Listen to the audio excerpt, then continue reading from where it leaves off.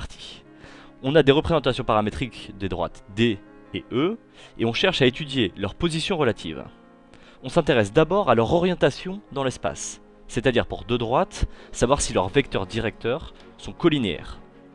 D'après leur représentation paramétrique, U de coordonnées -1, 1, 1 est un vecteur directeur de D, et V de coordonnées -3, 3, 3 est un vecteur directeur de E.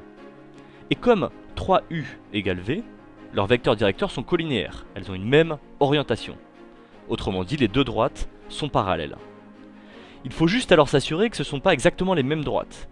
Si elles ont le moindre point commun, elles sont confondues, mais si elles ont le moindre point distinct, elles sont alors parallèles et distinctes.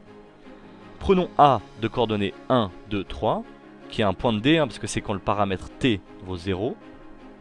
Pour qu'il appartienne aussi à E, il faudrait que T égale en même temps 2 tiers, 0 et 1, ce qui est impossible. Donc A n'appartient pas à E, et les droites sont parallèles et distinctes. Étudions maintenant un nouveau cas, où je modifie la dernière équation de E, Z égale 2T. Cette fois, du coup, les vecteurs ne sont plus colinéaires.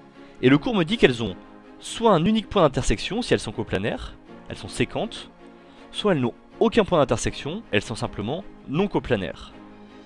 On sait que M, coordonnées x, y, z, appartient à D, revient à dire qu'il existe un réel T tel que, et le système d'équations.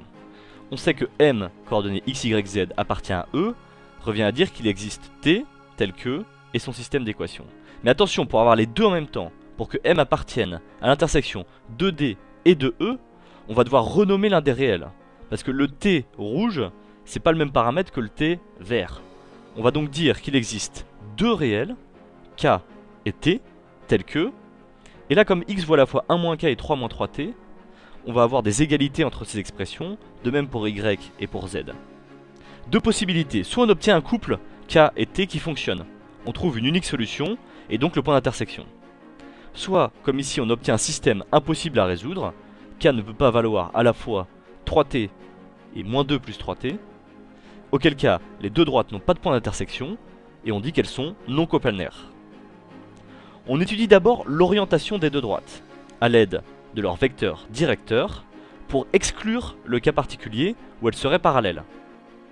Dans le cas général, où elles sont plus parallèles, il faut alors essayer de résoudre un système avec deux paramètres, K et T, de façon à voir s'il existe une solution, un point d'intersection, ou si elles sont simplement non coplanaires.